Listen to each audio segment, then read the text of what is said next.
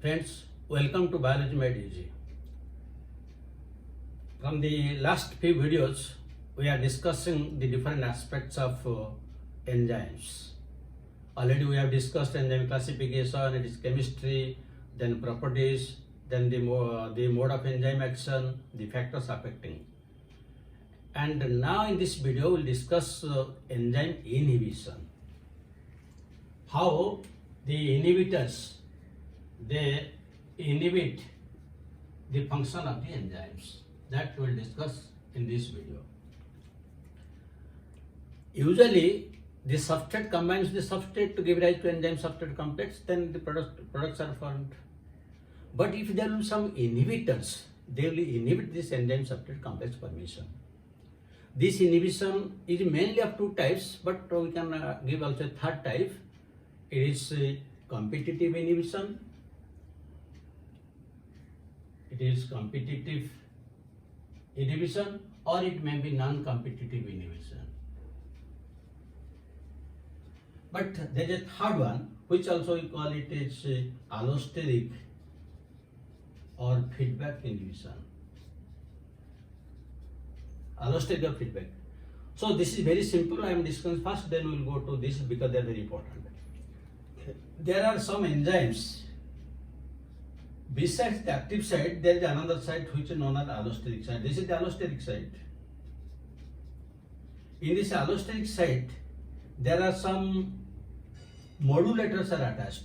Modulators. These are the modulators. And these modulators may be again accelerators, means they will accelerate the rate of reaction, or they may be inhibitors. That means they will inhibit the reaction. And usually, if it is inhibitor, it is the end product of that reaction, because that is known as feedback inhibition. Suppose, I am giving one example. Suppose fructose 1,6-diphosphate, it is converted to phosphoglyceraldehyde and dihydroxyacetone phosphate. And the previous reaction is, this is fructose 1,6-diphosphate is converted from fructose 6-phosphate, and here one ATP is required. One ATP converted to ADP. This is the third step of this glycolysis, and here the enzyme is phosphofructokinase. This phosphofructokinase is an allosteric enzyme. That means it has active site, also allosteric site. And these are the different steps of glycolysis.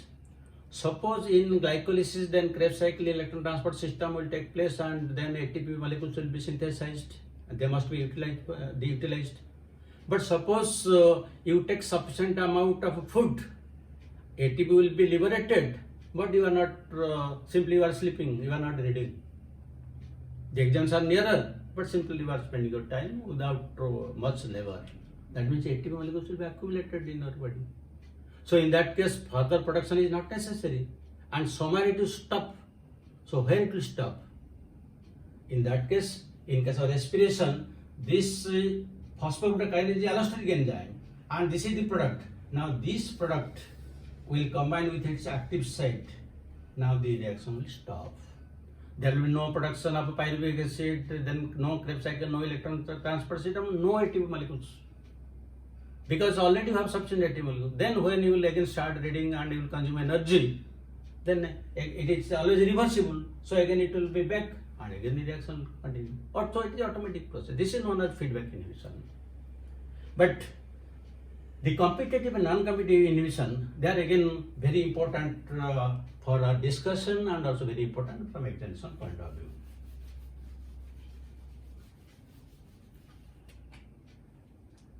Now, if we will discuss this competitive and non-competitive inhibition in a comparative manner. In competitive inhibition, this is reversible, but this is irreversible. Means once the shape changes, it cannot return back. This is the inhibitor is similar in structure with substrate, This is not similar. The competitive inhibitor, it attaches at active site of enzyme. It is other than active site. That means it combines at any place, not at active site. It gives rise to EI complex. EI complex, E and I means inhibitor. EI complex. It can give rise to EI and ESI complex. EI. So what is the meaning? Suppose this is the enzyme and this is again also another enzyme. That means suppose the inhibitor is there. The inhibitor can combine at this point. It is EI, like this. But it may attach somewhere else also. So suppose it will, suppose already the substrate is attached. Already the substrate, this is the substrate. This is the substrate, this is the inhibitor. So already ES complex has been formed. But now if inhibitor can also, suppose inhibitor can be attached somewhere here. So this is ESI complex. It can give rise to EI, it can give rise to ES. But in this case, if this is the enzyme and this is the substrate, or suppose this is inhibitor, then only EI. Because this inhibitor, the inhibitor is similar to that of the structure of the substrate, and once it combines, then substrate cannot come. This is also a major difference. It will give rise to only EI, that will give rise to both EI and ESI complex. Then with by increasing substrate concentration,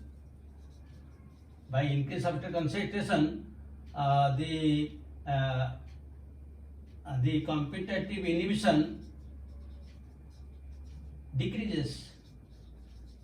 That means if we will go and increase more and more substrate, suppose there are 100 enzymes, 100 substrates, but 10 inhibitors are there. So these 10 inhibitors will compete with 100 substrates. Now you increase the substrate concentration to 150, 200. Now previously 10 inhibitors were competing with 100 substrates. You will increase it to 200. Now the same 10 inhibitors will combine with the 200 substrates, so chance will be less.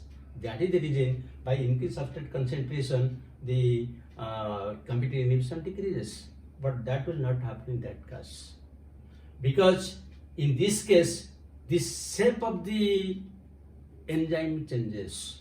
You can write in the another point also, that one. Next point you can write.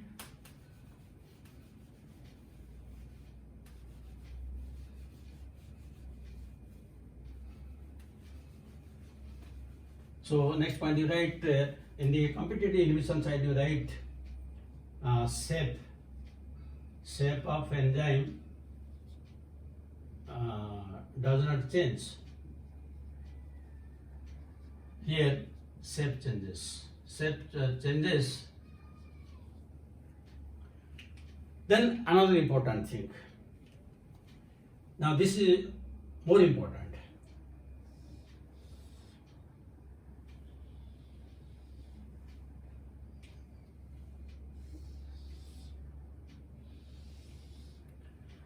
Now this is the substrate concentration in both the cases, and this is the Vmax, and this is the half Vmax, and this is the Km value. In this case also, this is Vmax, this is half Vmax, and this is the Km value. So here it is A, here it is also A.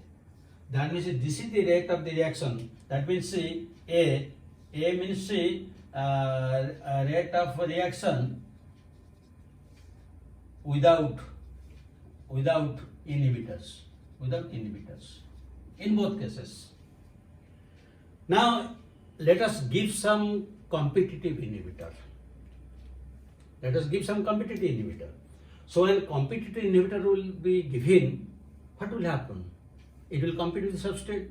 So naturally the rate of the reaction will be slow. So when the rate of the reaction will be slow, that means instead of this, now the rate of the reaction will be slow like this. But whether it will reach with the maximum velocity or not, it will reach. You might have heard the story of tortoise and rabbit. Both will reach, but at different times. Similarly, now the rate of the reaction, will increase slowly, but ultimately it will reach at the. That means now the Vmax remains same. But you see, when Vmax same, half Vmax same, now you come to this point. So this is the Km value. But in this case, what is happening? In this case, when the inhibitors are given, then they destroy some of the enzymes. Suppose there are 100 enzymes and now you give 10 inhibitors. That means if 10 enzymes are lost, only there will be 90 enzymes. But these 90 enzymes, they will combine the substrate without any difficulty. Their affinity is same. So what is happening in this case, you see? In this case, since 10 enzymes are been lost, if there are 10 inhibitors, so they will never reach the maximum velocity, because the maximum velocity with 100 enzymes and 90 enzymes is never same. That is why it will be like this. It will be like this. So in that case, this is the maximum velocity, this is the maximum velocity. So in that case, this will be the half maximum velocity. Now if we will move, then it is giving the same Km value. It is giving the same Km value. Because whatever enzymes are left, their relation with the substrates doesn't change. Some enzymes are destroyed, they are destroyed, but whatever remains, their affinity to the substrate doesn't change. So that is why the Km value remains same. So now if you will write these two things, then what is happening, you see. Now we will write these two things. In this case, what? Vmax, you see, Vmax remains same. Vmax remains same. In this side, Vmax lowers. Vmax lowers. Then you come to the Km value. Km increases. Means the rate of reaction is slow. But here Km remains constant. Remains constant. And if we note this as B and this as C, then in both cases A is without inhibitors, B with competitive inhibitor, and C with non-competitive inhibitor. Now, if we'll put this graph on this graph, both will be combined together. What will happen? So in that case, we'll get a graph like this. Now it is over. So just I am putting that on this one. So in that case, we'll get a graph like this. This will be Km value. This is. So this is A, this is B, this is C. And suppose this graph will be asked in the examination, and simply it will be written A, B, C, and you have to identify what is A, what is B, what is C. This is a question. This is a question. It has been asked in different examinations. So I hope you have clearly understood it, but we have to discuss examples.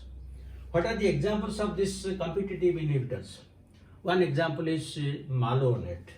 Malonate competes with succinate. Malonate,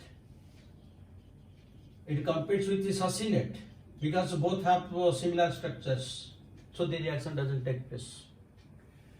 Another very good example, when we suffer from some fever, sometimes the doctors prescribe us sulfur drugs. So in that case, the bacteria cannot grow and our fever will go. What happens? Actually, in case of bacteria, There is one para-aminobenzoic acid. Para-aminobenzoic acid. This is converted to folic acid. Folic acid is one of the B complex vitamins, and this takes place in presence of folic synthetase. This is reaction. So when para-aminobenzoic acid will be converted to folic acid, then naturally with the help of this vitamin, it will act as a coenzyme. The reaction will take place. Bacteria will multiply, and our fever, everything will increase.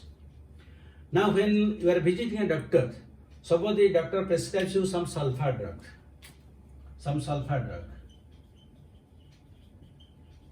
This sulfur drug is similar in structure to this para-aminobenzoic acid. So since it is similar structure, both of them will compete with each other. So if the sulfur drug will combine at the active site of this folic synthetase, then folic acid cannot be synthesized. Then bacteria cannot function. Its number will decrease. We are cured. This is how it functions. Again, I am giving a third example. Suppose you have taken admission in MBBS, you have passed, and you are sitting in the outdoor. And some people come to you, and one person held by another 2-3 person, tilting like this. Why? Because he has taken something, some drink, and you guess what is that drink. You see, ethyl alcohol and methyl alcohol. Ethyl alcohol is not bad for our body. If you take excess, that is bad, but in minor content it's not bad. But methyl alcohol is a poison. Sometimes in the rural areas, what happens? They take this date palm juice, and those who trade with that business, sometimes they add methyl alcohol slight poison, so with a less amount, the body will be intoxicated into poisonous, so that the people who are taking it, they will think it is very good for us. But that is methyl poisoning. And when methyl alcohol enters to our body, it is converted to formaldehyde, a preservative, and it will ultimately lead to death. So when that patient comes to you, what will happen? Methyl alcohol and ethyl alcohol, they will compete with each other for the same enzyme, so that the formaldehyde cannot be converted. So when a person with methyl alcohol taking methyl alcohol come to you, you are advised to take more ethyl alcohol.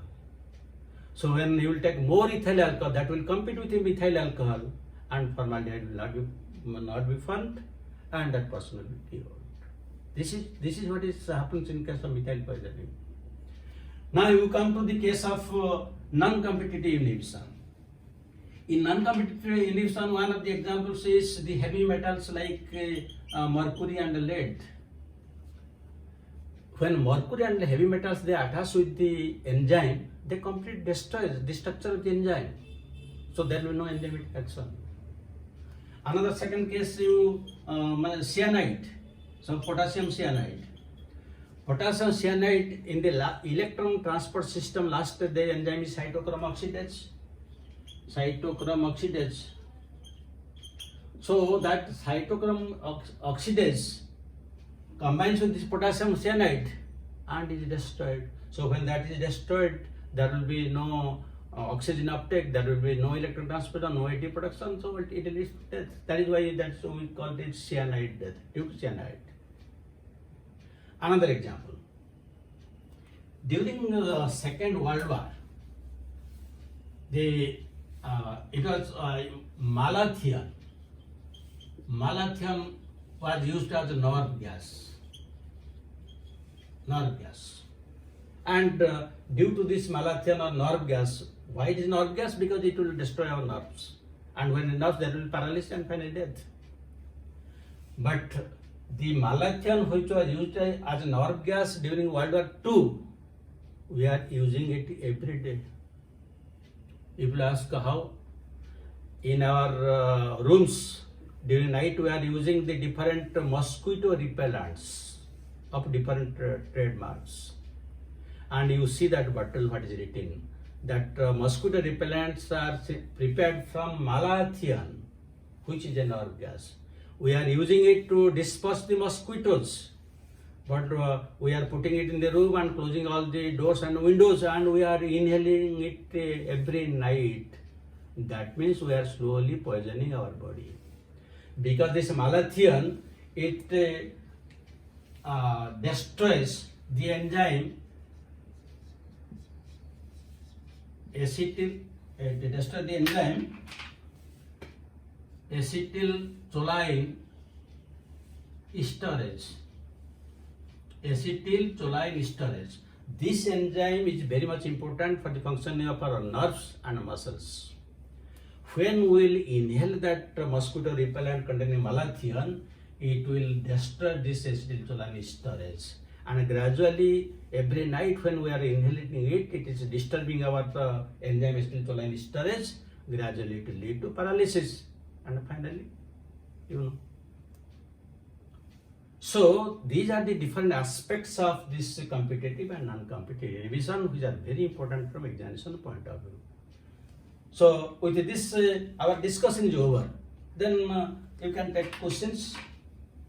The questions usually come from this aspect that which we have discussed. It can be given, as I have already told you. The first question is that graph. We have discussed.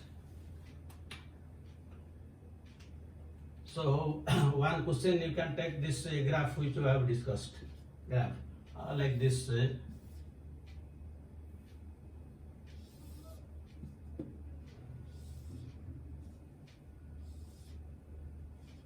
A, B, C.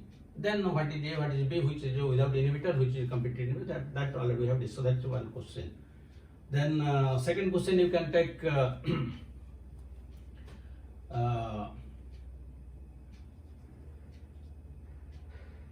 what happens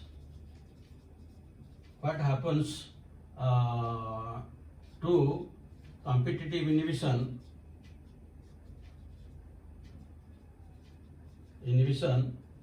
when we increase substrate concentration. When we increase substrate, what happens to competitive inhibitor? A reaction increases,